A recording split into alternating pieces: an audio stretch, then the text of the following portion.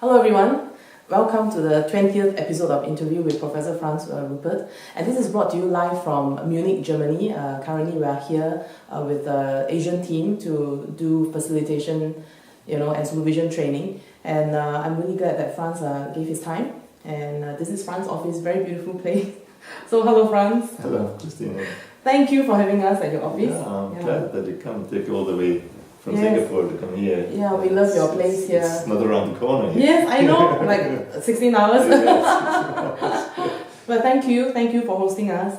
And it is really good to see and experience his works. Every single step it is improving and being edited, and it's getting deeper and more deeper experience for us.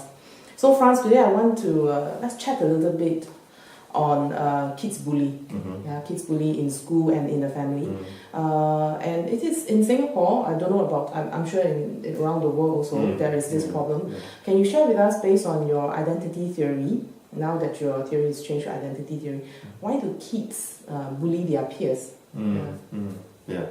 First of all, to how to deal with our fellow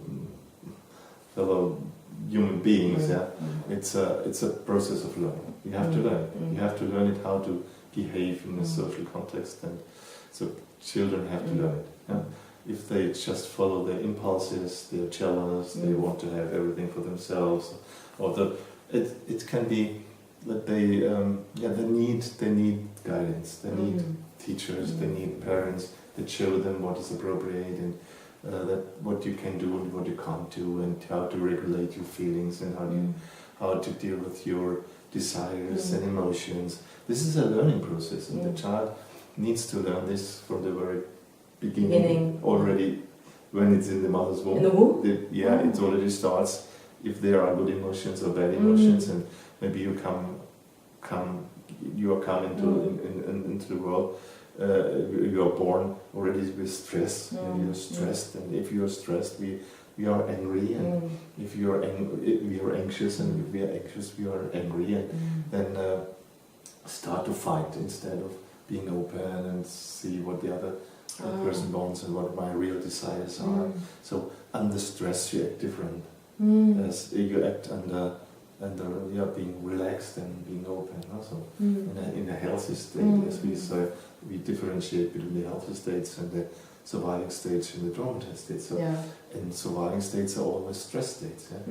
So it can be that the children from the very beginning of their life are stressed, and this is the reason they are stressed, because their parents are stressed. And though, imagine what then happens. It's stressed parents, stressed children. How can they learn to be in a good way social? Though they take these children, they take them from home into school. They are stressed in the school. And then the question is in the school an atmosphere of stress or an atmosphere of well-being? And very often, if there's in schools, there's also stress. There's stress of competition, stress of others, teachers that are stressed, and the other pupils, children, they are stressed, and this all comes together, and then it can be exploded. It can explode, that the dynamic is created that some of the children, then they are the perpetrators. They imitate the perpetrators, they imitate perpetrator behaviors as the attacker behavior. Have seen from their parents. And they all have seen it in the movies also, and what else they use as an information base. And other children, then they are more victim. They can't defend themselves. They are not allowed to show their anger in the family, for example. And then they become the natural victim for others. So then a huge dynamic can go on. And the question is then, who can stop this dynamic? The children can't stop. They can't stop it. They need the adults. They need the adults. They need the parents. They need the teachers to stop this dynamic. Also to understand. The director of the school to understand what's going on and bring them back first out of stress. And then looking deeper, maybe looking who was the most bullying child, what is his background, what is the victim child, what is the background, and help them. helps them not to repeat it again and again.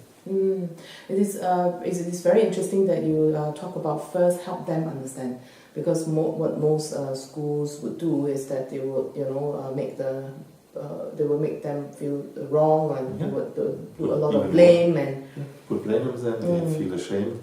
Yes, and then they're ashamed. Yeah. They put more stress on them. Yes. The splitting, the split that is already taken, already existing. It's already existing. Then it's deepened. Yeah. Deepened, yes. And it's very sad. And then the survival strategies of the children are supported instead of helping them to come back to their health. Yes. Every teacher and every school ought to know about this, isn't it? Yeah. And so we can really say that all the bullies are really huge victims of their own circumstance. Yeah. So how about the victim child? What could be the possible reason that they are being bullied? the one who's the victim. Because maybe they are not in their vitality forces, not in their the healthy emotions, not in their body. Maybe, I say an example, maybe this is a child from a cesarean section.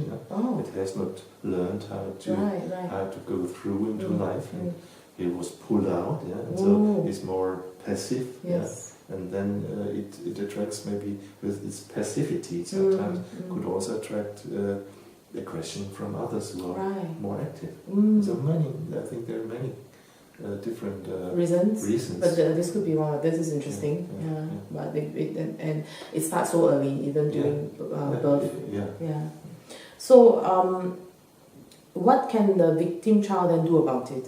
Say, for example, parents who are clients, they come and see us and they say, they have victim children. How can they support them?